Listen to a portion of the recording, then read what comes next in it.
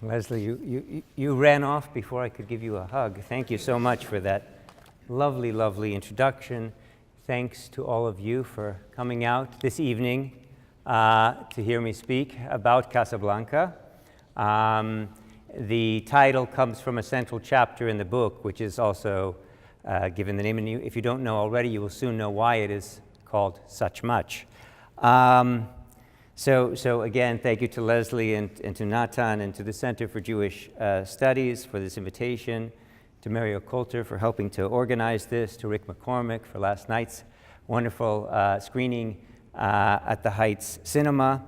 And for those of you who were there last night, the first page and a half may strike you. I never thought that I would be quoting Yogi Berra in such a wonderful hall as this one here, but I'm going to quote Yogi Berra, the great baseball player, sports commentator, and man of many words.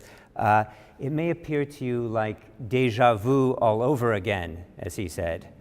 And for those of you who watch Casablanca as many times as I have watched it, it's always a bit of deja vu. So if you were there last night, some of what I gave by way of introduction comes from this section. Something occurred in the summer of 1938 that left a profound impact on Murray Burnett's life and ultimately on motion picture history. At the age of 27, still relatively innocent, unsophisticated, and nominally Jewish, the New York City high school teacher and aspiring playwright journeyed with his wife Frances across the Atlantic during his summer break. His school break. I had inherited $10,000 from an uncle, he later recalled, and it was one of my romantic dreams to go to Europe on a big ocean liner. My wife's family lived in Belgium. I had read headlines about Hitler, but they were meaningless until we got to Antwerp, and my wife's family asked us to go to Vienna. The Anschluss had just happened, and to help the relatives get money out of Austria. That's all from Murray Burnett in his recollection. By that point, Jews in Nazi-occupied Austria, at least those who were fortunate enough to leave, were prevented from bringing money and other assets with them. I went to the consulate to get a visa, he recounted further, and he said, "Mr. Burnett, I don't know why you're going to Vienna, and I don't want to know, but I want to warn you that if you get into any trouble in Vienna, this government cannot help you." He gave me a small American flag to wear on my lapel, and he said, "You must never go out in the street without wearing this." End quote. Burnett went to Europe that summer, hoping that the journey might serve as a belated honeymoon of sorts for him and his wife. He returned with a story that he never forgot. While in Austria, he experienced firsthand the implementation of the Nuremberg laws and other virulent forms of institutionalized anti-Semitism that had been enthusiastically adopted by the annexed state in May of that year. It was, as he later recounted, an indescribable horror, a city of marching feet. Milling about the capital city, he stumbled upon a massive sign, bigger than anything he'd ever seen. And on the billboard was a caricature of a Jew, and it said in huge letters, "Murderer, thief." And this is now continuing, I'm quoting from Murray Burnett's recollections of this experience. He says, "And we'd sit in the relative's apartment and hear the marching feet outside." The intensity of the experience, more extreme than he ever possibly could have imagined, stuck with him. While still in Vienna, trying to make sense of the situation, asking lots of questions and hearing plenty of tragic stories, Burnett learned of the so-called refugee trail, the treacherous escape route that Jews and others deemed undesirable by the Third Reich were left to travel after the Nazis came to power. It led from Marseille to Morocco, explains film historian Charles Francisco, back across the Mediterranean to Lisbon, and with luck, to eventual safety and freedom in the United States. During the same fateful summer that Burnett visited Austria, high-ranking Nazi official Adolf Eichmann, later made infamous during the 1961 trial in Jerusalem, established Vienna's Zentralstelle für jüdische Auswanderung, the Central Agency for Jewish Emigration, which saw to it that Jewish property and other valuables remained in Austrian read Aryan hands. In complete defiance, Burnett and his wife Frances boarded a railroad car bound for the border, carrying with them a large cache of illegal goods belonging to Frances's Viennese relatives. When I got on the train, I'm now quoting once more from Burnett here, when I got on the train, I had diamond rings on every finger, and my wife was wearing a fur coat in May, he remembered, describing their scheme to smuggle out the family's prized possessions. A near brush with a border guard, with Murray running a high fever and a camera hidden beneath a pillow in their train compartment, didn't keep the Burnetts from doggedly pursuing their goal, eluding party officials and making their way through the increasingly impenetrable demarcation lines of Nazi-controlled Europe. One night, after Murray and Frances arrived in the south of France, having successfully smuggled out the contraband, they visited a smoky nightclub on the outskirts of Nice, on the road that leads to Monte Carlo, perched above the Mediterranean Sea. It catered to a mixed clientele made up of refugees and military officials of all political stripes. The patrons spoke a babble of foreign tongues, and there was a black pianist, a crooner from Chicago, who was busy working the crowd playing a set of popular jazz standards. Burnett was especially fond of the pianist, whose songs brought him back to his student days at Cornell, and whose enchanting voice soothed the audience. A great contrast to the tragedy and tears, he later recalled, and provided them with hours of welcome distraction. Taking in the scene, Burnett purportedly turned to his wife on the spot and said, "What a setting for a play." And thus the idea for Casablanca was born. Upon returning to New York, he told his writing partner, Joan Allison, with an uncommon sense of urgency, "No one can remain neutral. God damn it, Joan, no one can remain neutral." They wrote the 3-act stage play, Everybody Comes to Rick's, as Burnett later told a reporter from the Los Angeles Times, in the white heat of anger at stupid people who refused to acknowledge that Hitler and Nazism were a threat, end quote. The film was made at a moment in history when Los Angeles and its studio fortresses were increasingly flooded with newly arrived German-speaking émigrés. The European Film Fund, established by director Ernst Lubitsch, agent Paul Kohner, and writer Salka Viertel, assisted in bringing refugees to America, providing stipends and securing affidavits for authors and actors, several of them cast and crew members of Casablanca. The chief donors to the fund included director Michael Curtiz and actors Paul Henreid, Peter Lorre, and S.C. Sakal. By the 1940s, over 1,500 film professionals from Germany and Austria alone had landed on the West Coast, where they began to change the flavor of their adopted city. Just a year before Casablanca's release, Janet Flanner published a New Yorker profile of Nobel Prize-winning author Thomas Mann, who went on writing in German long after he relocated to Pacific Palisades, under the provocative title Goethe in Hollywood, intimating that the exalted German culture of the pre-Nazi era had now been relocated to Southern California. Around this same time, Austrian-born director and actor Otto Preminger, who was initially considered to play the part of Major Heinrich Strasser, Conrad Veidt would go on to play the part, of course, is said to have interrupted an unruly crowd of Hungarian film professionals blathering away in their native tongue with a caustic jab. "Don't you guys know you're in Hollywood? Speak German." On the set of Casablanca, German was frequently spoken between takes among various actors and crew members. If not the official lingua franca, it was the mother tongue of many of the refugees that congregated that summer in Burbank, California. Even those, like the St. Petersburg-born actor Leonid Kinski, a drinking buddy of Bogey's, who played Sasha the bartender and hadn't grown up speaking the language, found ample opportunity to trot out some of the phrases he'd learned back in Europe. As he fondly recalled of his regular conversations with fellow actors Henreid, Lorre, and Sakal, I quote now from Leonid Kinski, he says, "My German at the time was still fluent enough to nod at the right moment and to throw in an occasional ach so and ach du lieber in the typical Kaffeeklatsch manner." I'm going to show to you now, Matt, the first clip from the film that gives me the title for tonight's remarks.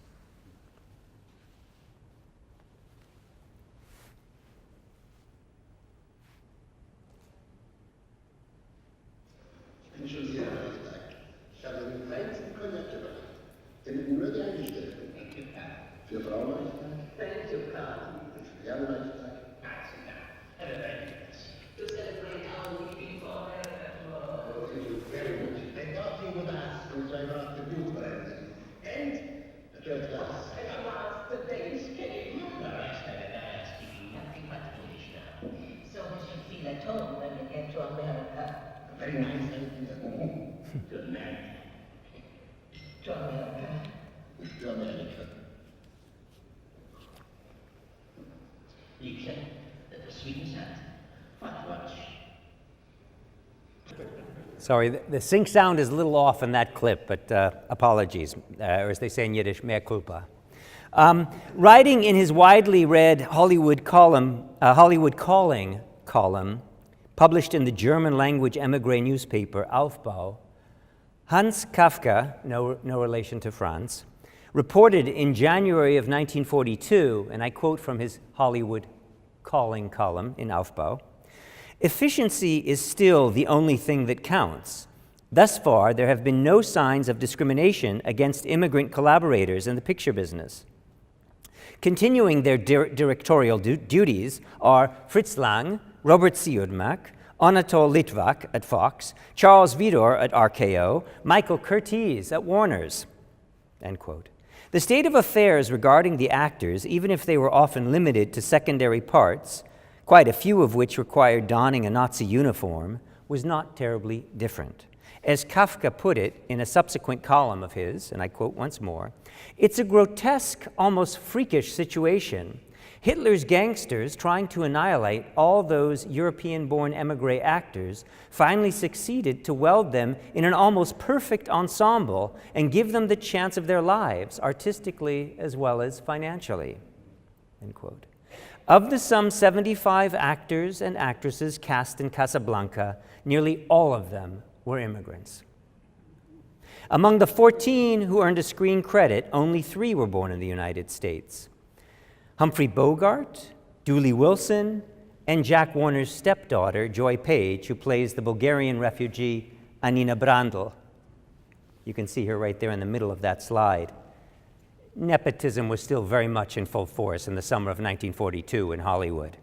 At the studio, Stage 8, where Rick's Cafe was assembled, was known as International House. The Warner Brothers press kit sent out to exhibitors included a slightly exaggerated gloss on this aspect. I quote now from the press kit that Warner's distributed. "The cast and crew of the production represent so many different nationalities that the set is the most cosmopolitan spot in Southern California," said the press guys at Warner's. As the headline of a contemporary review in the Philadelphia Record announced, "Foreign stars enjoy a boom in Hollywood."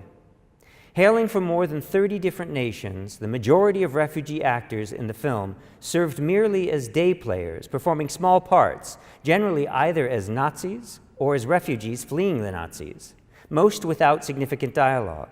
Among them, however, were many distinguished European artists with illustrious pasts on the stage and screen.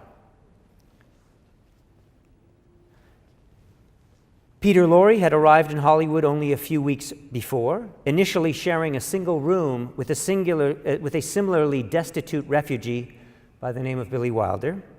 And Conrad Veidt was still relatively fresh off the boat. I'll show you a slide of him a bit later, having completed a short stint at Universal during the late silent era.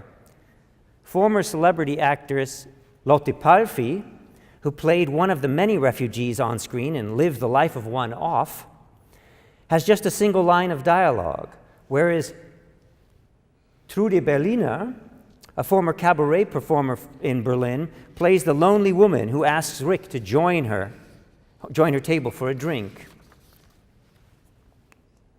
Kurt Bois, the shifty pickpocket, or the dark European as he's called on the script, had been a child star turned renowned theater and cabaret actor in Berlin and a devoted disciple of theater impresario Max Reinhardt. His unusually poignant line, "This place is full of vultures, vultures everywhere," is perhaps not merely a thumbnail description of the dicey North African outpost, but also a sly inside joke joke aimed at the recently arrived emigres in Hollywood. Film critic Pauline Kael, who otherwise held back praise for the picture, skewering its special, appealingly schlocky romanticism, those were Pauline Kael's words, showed genuine affection for its large emigre cast. I quote now from Pauline Kael. If you think of Casablanca and think of those small roles being played by Hollywood actors faking the accents, she later remarked, the picture wouldn't have had anything like the color and tone that it had. End quote. Nor would it have had the same emotional force. One of the American-born bit actors, Dan Seymour, who plays Abdul the doorman at Rick's Cafe, noticed streams of tears flowing from the eyes of his fellow actors, most prominently Madeleine LeBeau, the 19-year-old French actress who plays Rick's on-again, off-again paramour, Yvonne, during the singing of the Marseillaise. I suddenly realized, he recalled, this is Dan Seymour speaking now, that they were all real refugees.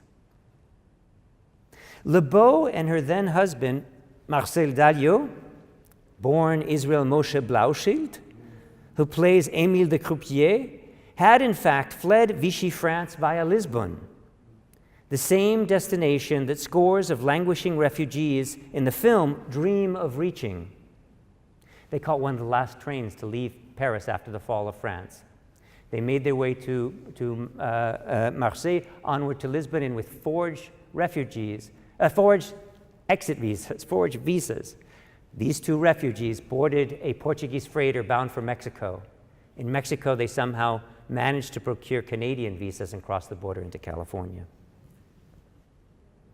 Likewise, the film's technical advisor, Robert Eisner, a former lieutenant in the French army, managed to escape from a Nazi concentration camp and follow the refugee trail to Casablanca en route to America.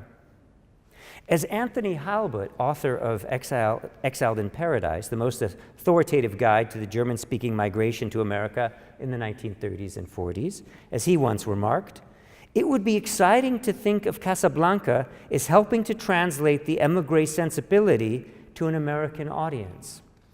If we pay close attention to the many accents, images, gestures, and intimations, both captured on screen and witnessed and experienced off, it's even more so. Already present in the film's prologue, the refugee theme, even if ultimately eclipsed by the love story between Rick and Ilsa, and the final enactment of Rick's conversion from self-avowed isolationist to committed partisan, stands at the center of the plot as its very point of departure and the backdrop against which everything else plays out. Immediately after the opening credits fade from the screen, and after a few recognizable bars of the Marseillaise that Viennese-born composer Max Steiner managed to work into the score, he even wrote a short composition that he called Refuge, to be played Malta Moderato in the prologue. The historical narration begins.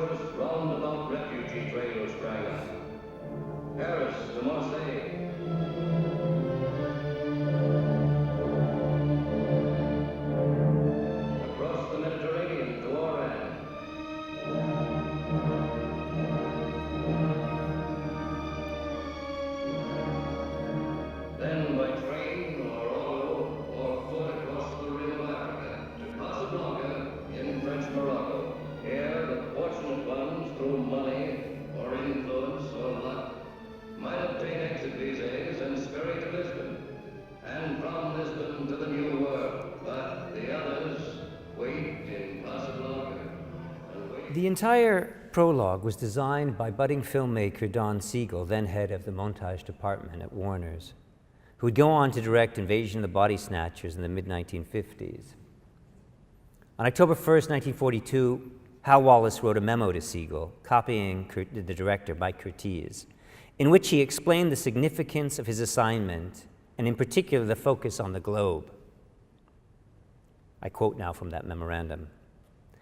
"For the opening of the picture, immediately preceding the montage of the refugees," Wallace wrote, "we would like to have a spinning globe, an unusual and interesting shot, sketchily lighted.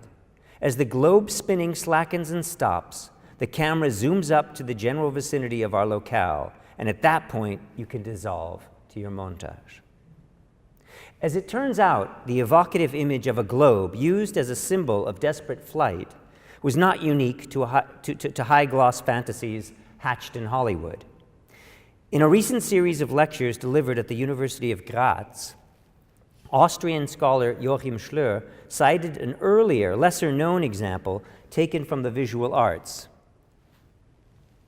In 1935, the Polish-born photographer and artist Abraham Piszarek completed a photo montage entitled Wohin? Where to? In which the actors Claire Anstein and Heinz Heilborn, both of whom perished in the Nazi concentration camps, stare longingly at a globe enshrouded in storm clouds. In comparing the two images and placing Casablanca in the wider context of anti-Nazi films, Schleur draws a critical distinction. I quote from him briefly here. "It's important to note that the film, Casablanca, does not broach the issue of Jewish persecution in Europe directly. Opposite the Nazis are, on the one hand, the oppressed people," quote now from the film, "We come from Bulgaria, things are bad there, monsieur, the devil's got the people by the throat," and on the other hand, the individuals, the refugees, whom we get to know as stand-ins for the thousands, end quote. At the heart of the story that was adapted to the screen at Warner Brothers, there remains, of course, the profound and stirring encounter with the refugee trail as experienced by Murray Burnett during his fateful trip to Europe in the summer of 1938. "I felt at the time, and I still feel, that no one can remain neutral in a world like that," Burnett remarked in a 1983 interview.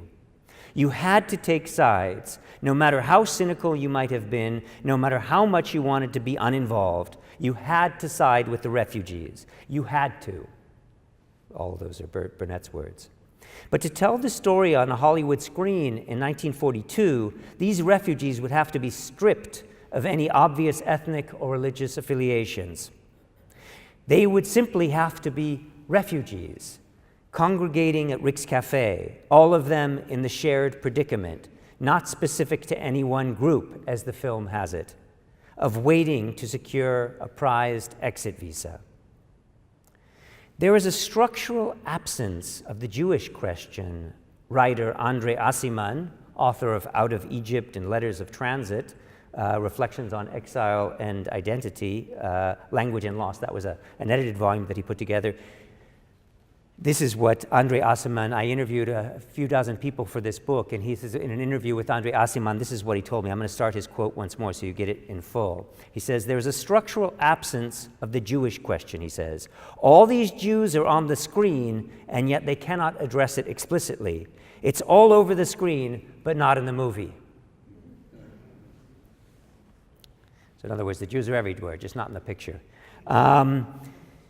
We first encountered the interior of Rick's Cafe after a quick show of military pageantry surrounding the arrival of Major Strasser and his entourage. This is the only location shot in the entire picture done at the Van Nuys Airport. You may remember it, when Strasser arrives and he's greeted by this entourage.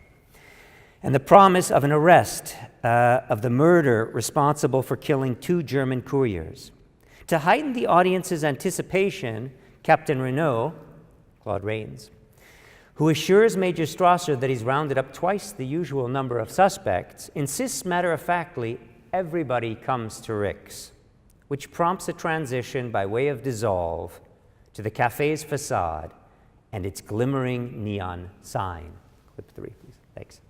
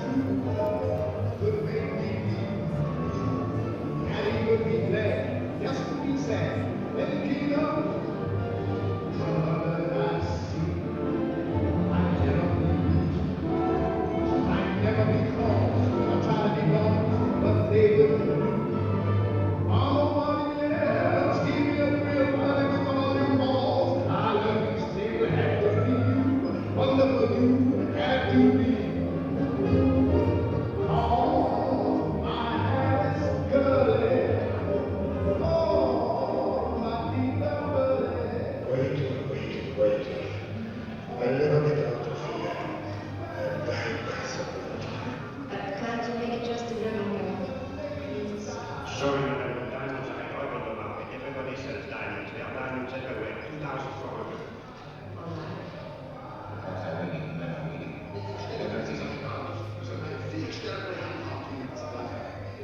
There's an efficient snake San Diego. It leaves at 1 tomorrow night. Here from the end of the island. Third boat. And bring 15,000 francs in cash. Remember, in cash.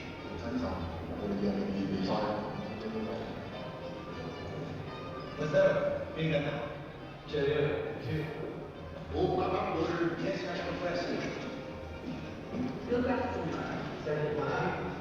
Là, pour monsieur.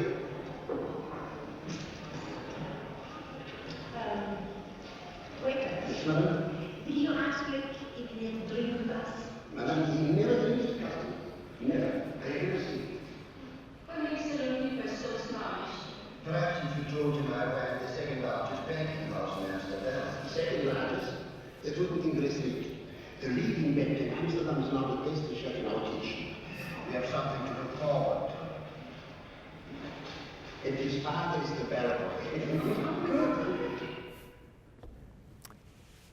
A little less than 3 months before the world premiere of Casablanca, the Austrian-born writer and critic Alfred Polgar, who had been brought to Hollywood with the aid of the European Film Fund in 1938, was asked to contribute an essay, Life on the Pacific, to the Aufbau newspaper. What he wrote contains much of the same irony and wit, not to mention the unabashed sarcasm, as the writings of the Viennese coffeehouse crowd to which he had once belonged. I can assure you that life here, if one is in good health, if one's heart isn't troubled by worry about the fate of one's family, friends, and distant acquaintances, if the general and particular reasons to be worried, disappointed, or disheartened aren't overwhelming, if one has enough work, if hope has half paralyzed the despair about what is happening and about what is not happening, if there's enough money at home, and most probably will be there tomorrow, under these conditions, life on the Pacific is altogether tolerable, even pleasant. Throughout the essay, he draws attention to the warm climate and the lush vegetation enjoyed by the pacifists, as he calls his fellow inhabitants on the West Coast. Roses bloom several times a year. Before talking about daily life in this company town in which hyperbole is so rampant in work-related conversation, I quote again now from Polgar. If, for instance, someone has done something that is common practice on the Pacific, such as writing the story for a film, everyone, family, friends, agents, and people at all levels of the film studio are sure to find it fantastic. The only one who doesn't think it's fantastic is the author, whose fantastic stories no one knows what to do with. End quote. The exiled playwright and ill-fated Hollywood screenwriter Bertolt Brecht wrote in his 1942 poem, Der Sumpf, the Swamp, one of the Hollywood elegy cycle he completed while living in Santa Monica and was later discovered among Peter Lorre's private papers. I quote now from Brecht's poem. I saw many friends, and among them the friend I love most, helplessly sink into the swamp I pass daily. Within that same cycle, Brecht composed a short poem titled simply Hollywood.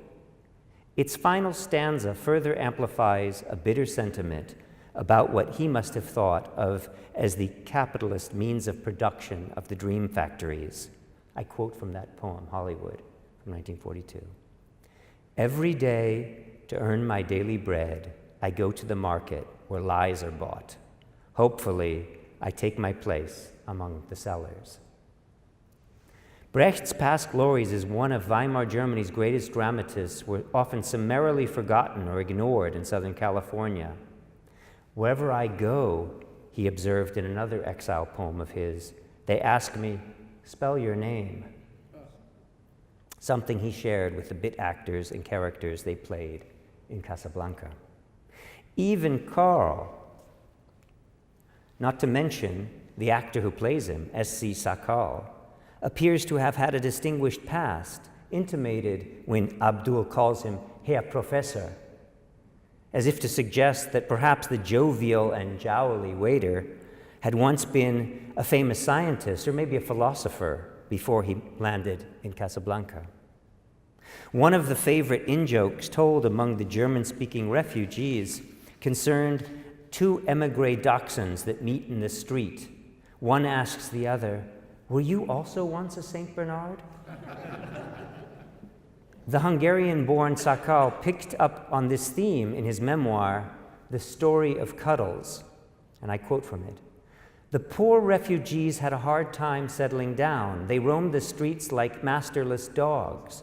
The only joy in their tragic situation was the same innocent little lie. They told the Americans and each other that in the old country they had been prosperous and had held jobs of authority and importance. It was about them that the very, very sad song had been written. Ich war einmal ein großer Bernardiner. I was once a big Saint Bernard." This is Hermann Leopoldi's song, and Sakal here, he began his career with the Austrian Jewish cabaret troupe, the Leopold Wiesenthal Truppe, they were called, and it was his collaborator there, Hermann Leopoldi, who, like many of the German-speaking Jews who were fortunate enough to make their way out of Nazi-engulfed Europe, ended up in Washington Heights, what they sometimes affectionately referred to as the Fourth Reich. Finding work, it turns out, wasn't quite as easy as some had imagined. "I told myself America is a melting pot," wrote Lotte Palfi in her Memoirs of an Unknown Actress, subtitled, "Or I Never Was a Genuine Saint Bernard." With all the nationalities that came together there speaking different variants of English, I'm continuing to quote from her memoirs now, "I was certain my accent would not stand in my way. Never, never had I been more wrong. True, I did get tiny parts now and then, but only when they needed someone to play a German. Months and often years went by between jobs." She adds later in her account describing her bit parts, mostly in anti-Nazi pictures, I quote once more, "I would work a day or two, rarely 3, and then sit around for months taking an undeserved vacation." One of the only lines that she has in Casablanca, uttered while, and you heard it right now when the camera, when Arthur Edson's camera brought us into Rick's Cafe for the very first time in the picture, the only line that she has is, "But can't you make it just a little more, please?" It seems to encapsulate her off-screen predicament as well, searching in vain for more fully developed film roles and a steadier source of income. Alfred Polgar, once more, in his Life on the Pacific, pointed to the dark, dark irony that great biblical saga of human suffering was known in the English-speaking world as the Book of Job. His pronunciation, not mine. The jowl-wiggling Sakal, who went by the name of Yanni before he became Cuddles, began his life in Budapest in 1883 under the reign of Habsburg Emperor Franz Josef. The subtitle of his memoir, fittingly enough, is My Life under Emperor Francis Joseph, Adolf Hitler, and the Warner Brothers. He very quickly became part of the city's theater and cabaret scene. I mentioned the Leopoldi Wiesenthal Truppe just moments ago. Like many other ambitious Hungarian Jews of his generation, including the director, Michael Curtiz, 3 years Sakal's junior, he moved to Vienna in the 1920s, becoming a regular member of this troupe I just mentioned, the Leopoldi Wiesenthal cabaret troupe, as well as a beloved comedy actor in Austria's nascent film industry. While in Germany, or what he more playfully called the Hungarian colony in Berlin, he trained with such theater giants as Max Reinhardt and Erwin Piscator. He also tried his hand as a screenwriter and producer, acting in several silent films and in one of the earliest German sound films, Zwei Herzen im Dreivierteltakt, Two Hearts in Waltz Time from 1930, before returning to Hungary in 1933. He continued to act in dozens of Hungarian films until 1939, when he narrowly escaped to New York on a ship sailing from Rotterdam. Upon arriving, the linguistically challenged actor went with his wife, Anna, whom he called Boshi, for breakfast, In uncanny anticipation of Herr und Frau Leuchtag, I began with a quote of them rehearsing their wooden language for Karl the waiter, played by Sakal. But he went to breakfast with his wife, and wanting to order scrambled eggs, a favorite of his, he employed the waiter at the hotel restaurant. Eier, he said in German, Eier. Not quite sure what to make of this Teutonic utterance, the waiter looked askance. Somehow he realized I was speaking Goethe's language, Sakal later recalled sardonically, and he replied politely, nix German. After an ensuing series of comic miscommunications with the manager, including an effort to draw the shape of an egg and being accused of mocking the manager's bald head, Sakal's wife recommended in vain that her husband might want to attend English classes at night school. While still at the New York hotel, Sakal received a telegram from emigre producer Joe Pasternak in Hollywood. Mr. Yanni Sakal, film star, New York. Stay 3 more weeks and pick up English language. And stop. Sakal promptly replied with a telegram of his own. Mr. Joe Pasternak, optimist, Beverly Hills. Full stop. The need to master English quickly subsided for the Hungarian actor. Once I arrived in Hollywood, he writes, my language troubles were over. There I found Laszlo Kardos, Laszlo Fodor, Laszlo Vidonyi, Alador Laszlo, and about 15 other Laszlos. All Hungarians and all potential and helpful interpreters. Director Mike Curtiz, his struggles with the English language were legendary. So many times I have a speech ready, but no dice, he famously quipped in '43 upon receiving the Oscar for Best Director in Casablanca. Always a bridesmaid, never a mother. Now I win, I have no speech, that's what he said. During the shoot, he frequently reassured producer Hal Wallace, who was worried about various unfinished patches in the script. Don't worry, what is rough. I will make it so fast no one will notice. He once referred to a group of actors as separate together in a bunch. He spoke a lot like my father-in-law from Bratislava, actually, as it turns out. And Leonid Kinski, Sasha, the bartender, tells a moment on the set when Curtiz became increasingly impatient after an assistant took too long to fetch a few new pages of the script. He responded, he says, next time I have to send a silly fool, I will go myself. A childhood friend of Curtiz, Sakal had worked with the director while still in Vienna and spent long patches of time with him at Warner's. Those who tell tales here in America about Mike's exotic English, Sakal notes in his memoir, should have heard him speak German. And again, this reminds me so much of my late father. He somehow had an accent in every language that he spoke.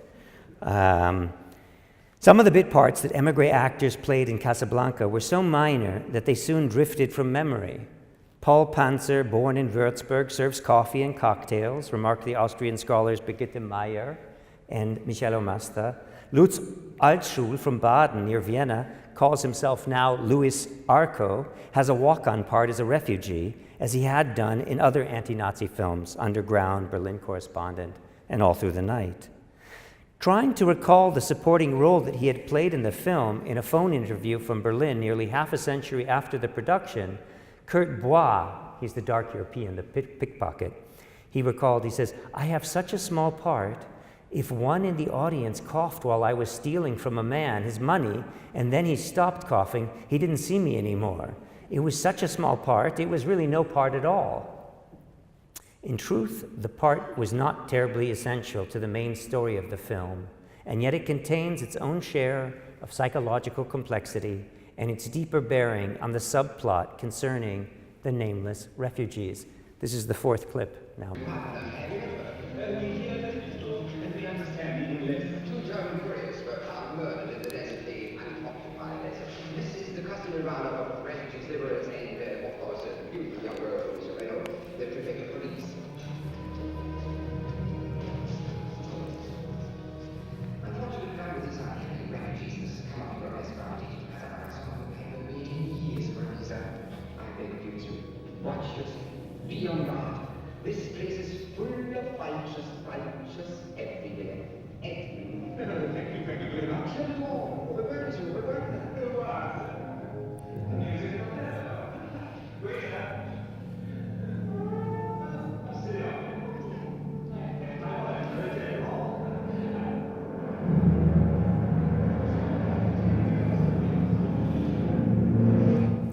That's the arrival of Strasser's plane when the extras, those refugees on the street, they look at it longingly thinking that this might actually be the plane to Lisbon. Moments before Bois appears on screen as the dark European with crafty hands, the usual suspects are rounded up and loaded into a wagon by the Vichy police. We witness clear expressions of anxiety, panic, crushed dreams, and a failed escape attempt, captured in a string of reaction shots amid the chaos that Bois, playing the pickpocket, is soon asked to translate to the naive British couple. And I'm going to show you a few of these reaction shots just in rapid succession now. And then here being loaded up by the Vichy police.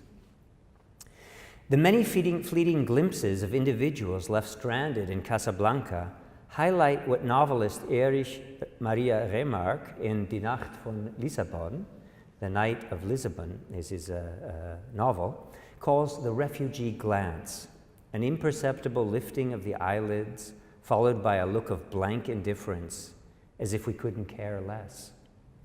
As Remarque further observes, the refugee glance is different from the German glance under Hitler, that cautious peering around in all directions followed by a hurried exchange of whispers.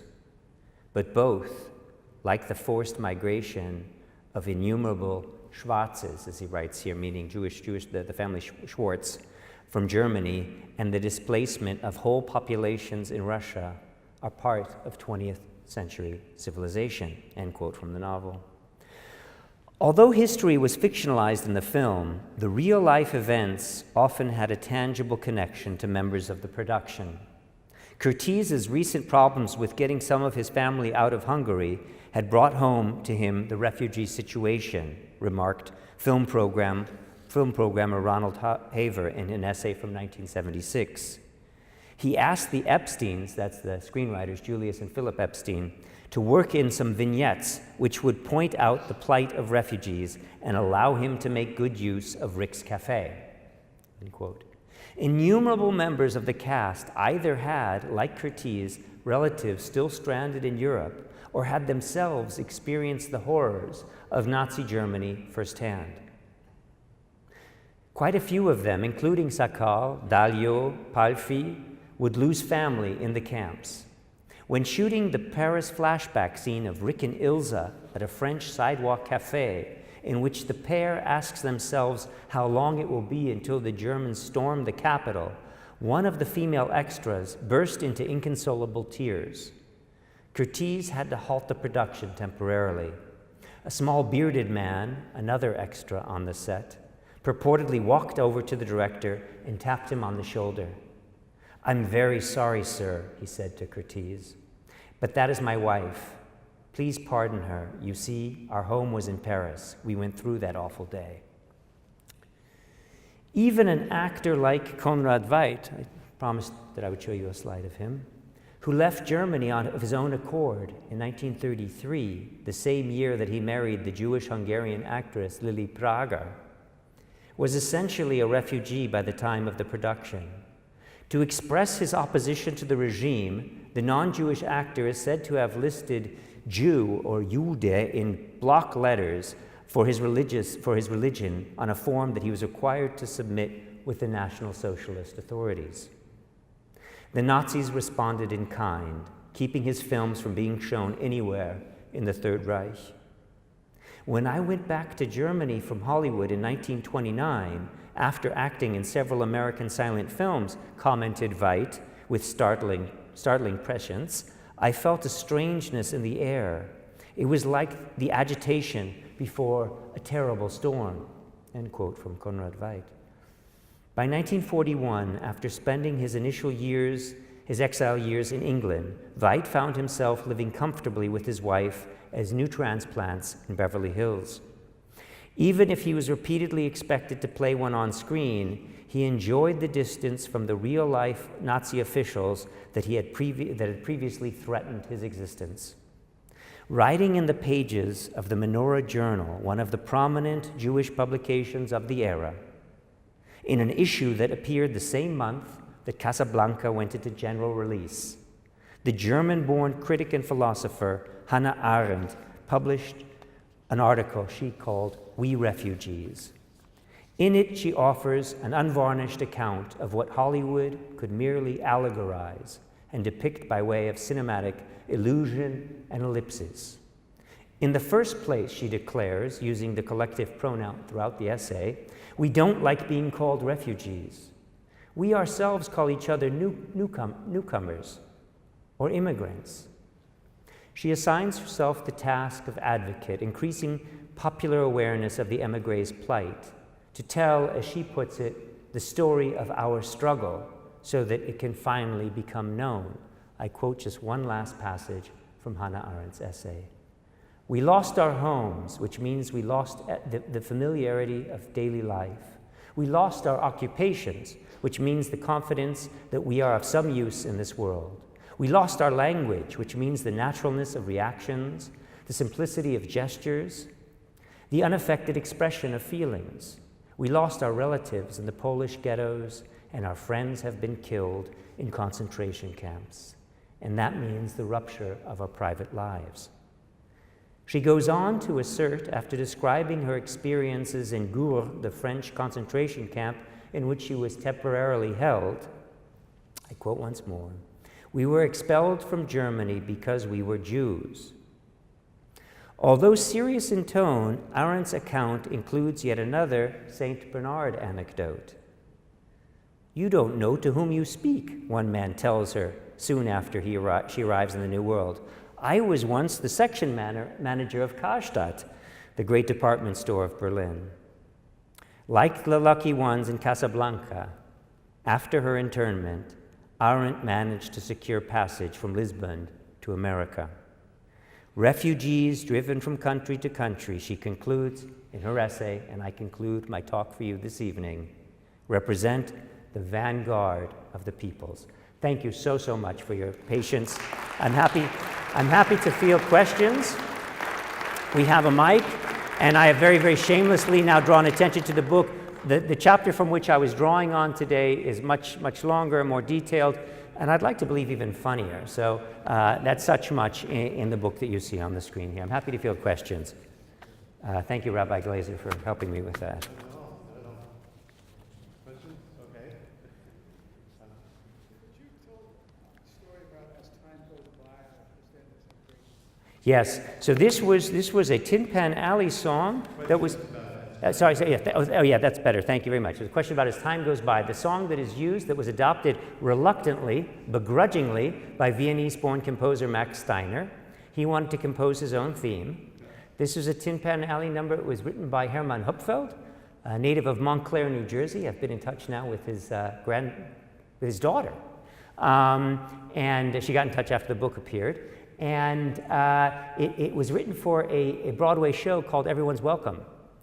And when it became clear to Max Steiner that they could no longer make the necessary retakes in order for him to compose his own theme, this had to do with Ingrid Bergman, the 27-year-old Swedish actress who was already cast in playing the role of Maria, and for whom the bell tolls. She'd already cut off her hair. So at that point, he begrudgingly adopted As Time Goes By. As Time Goes By, however, was in Murray Burnett and Joan Allison's original 3-act stage play. It was the Rudy Valley recording of As Time Goes By that a young Murray Burnett listened to in his dorm room at Cornell University in Ithaca, New York, and apparently drove his roommates to distraction and wore the grooves out in the record by listening to it so many times.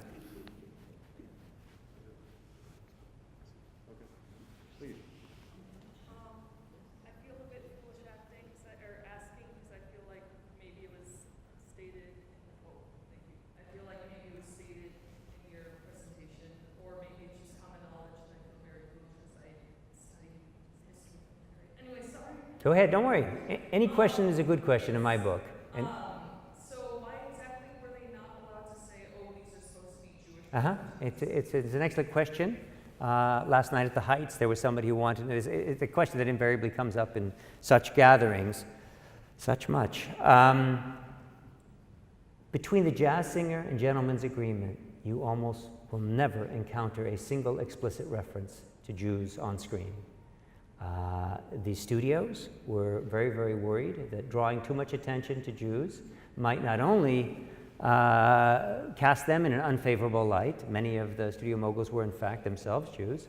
But we're also worried about what was happening on the other side of the Atlantic, and they feared that maybe doing this, and about American Nazi Party and others who were not especially sympathetic toward the Jewish predicament. In September 41, Harry Warner, the moral conscience of the studio, was brought in to testify before a very, very vocal nativist America First faction in Congress to defend their pictures for what they were accused of warmongering, of beating the drums of war. They were called at that time, as I mentioned last night, in Columbia Heights, they were called premature anti-fascists for making such movies as Confessions of a Nazi Spy, Juarez, Sergeant York, and others. And it was Groucho Marx in '38 who said they're the only studio in town with any guts.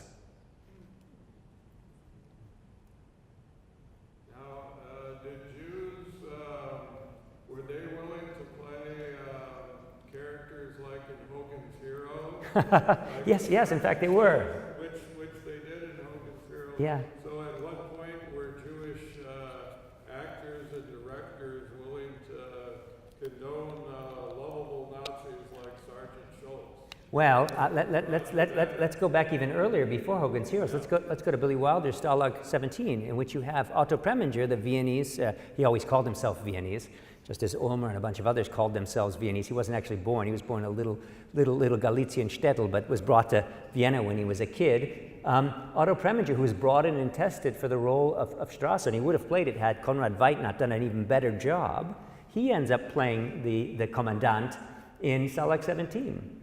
So to answer your question, yes, an emphatic yes. And it was Billy Wilder who said that it was the optimists who perished in the camps, and it's the pessimists who have swimming pools in Beverly Hills. Hi. So yesterday I watched Casablanca for the first time in 10 years, and did a quick look on it, as you mentioned in your talk, that Casablanca needs to make sense, originated as a play. Correct. And I guess I was wondering what happened to that play. You can, it's public domain, and you can access it. There are a number of libraries that have that play, Wesleyan University among them, and in fact at Wesleyan, where I taught from '95 to 2004, you can access through their library. It's a public holdings, and it wasn't produced until in a theater in London's West End in 1992, and Murray Burnett fought bitterly. You know, when they sold their unproduced stage play to Warner's. Soon after it arrived at the studio, the day after Pearl Harbor, so on November 8th, 1941, and they were offered the princely sum of $20,000, which was a lot of money. It was the most they'd ever spent on an unproduced stage play. And with that, however, they signed away the rights to the characters. And so it took until '92 until it was actually staged. And when it was staged in London's West End, of course, people went to go watch it. And all they could do is make the invidious comparison to the Hollywood movie. Didn't last more than a few weeks. Yes, sir? Is it true that the Epstein brothers were waiting in the script every morning to be shot that day, and that the very next day they were going to shoot the ending twice, that she goes on the play, she has a thing, and tied into that, now that I know I didn't know it was a play before, how did it end in the play? Okay, well that helps to answer the second question. So I'll begin with the second question, and then I'll come back to the Epstein Twins, or the boys, as they were known. In the 3-act stage play, Everybody Comes to Rick's. Even there, in the play, Ilse Lund, she's not known as, she's Lois Meredith. She's an American, she's a divorcee, she's quite modeled very much on Murray Burnett's co-writer, Joan Allison. But even there, she boards the plane with Laszlo. There was no second ending. I mean, there's a great SNL spoof on that with Kate McKinnon and J.K. Simmons. J.K. Simmons is playing Rick, and Kate McKinnon is Ilsa. It's very funny. You can also stream that. But no, there was no second ending. As for the Epstein twins, writing pages in the morning, well, first of all, they never arrived on the lot until afternoon. So one of the things that infuriated Jack Warner, Jack once yelled at them and said, if accountants arrive at the office at 9, lawyers arrive at the office at 9, doctors get to the hospital by 9, why can't you get here at 9? And they were working on an unfinished script. It wasn't Casablanca, but another one. They said, have the accountant finish this script, is the way they responded to it. They had a real anti-authoritarian streak. They were pranksters. But they were working on it throughout. They had gone off to enlist their services in Frank Capra's Why We Fight documentary series that was done in 42. So they left Burbank, California to offer their skills and their support of Capra's Why We Fight. And they went involved in the very first picture from that series.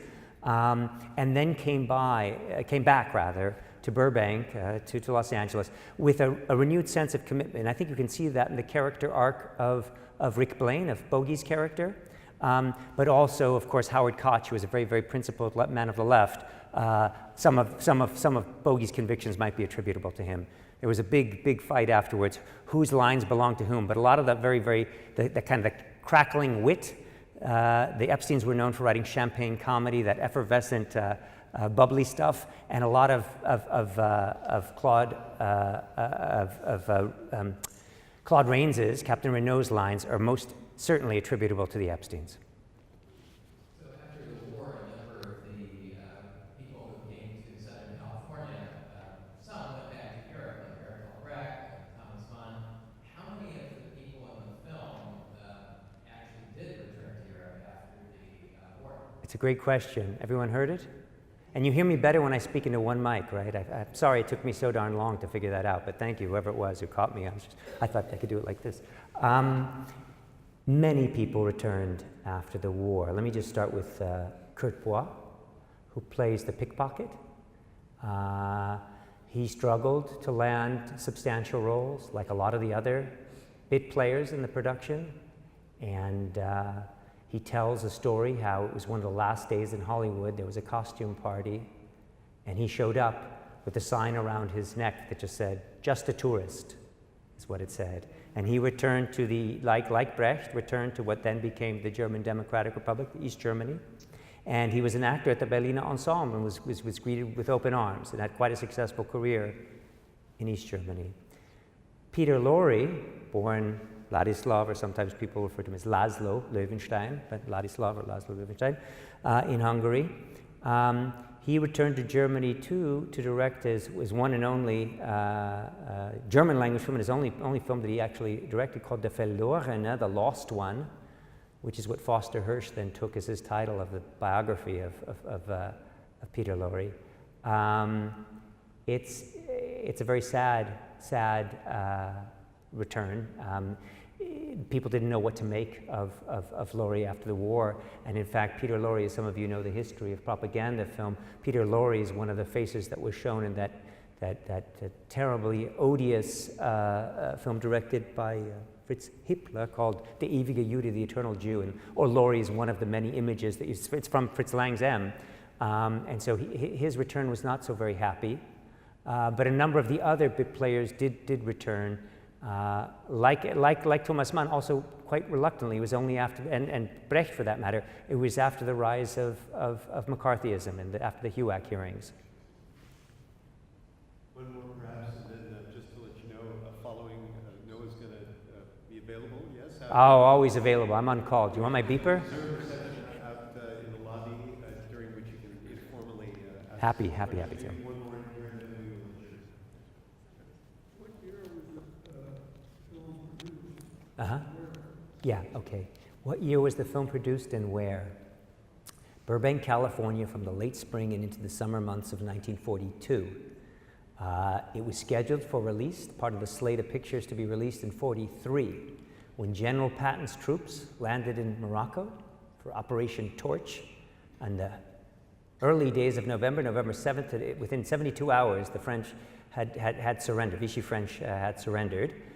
It was then that Jack Warner, who was not the moral conscience of the studio, he was the real businessman.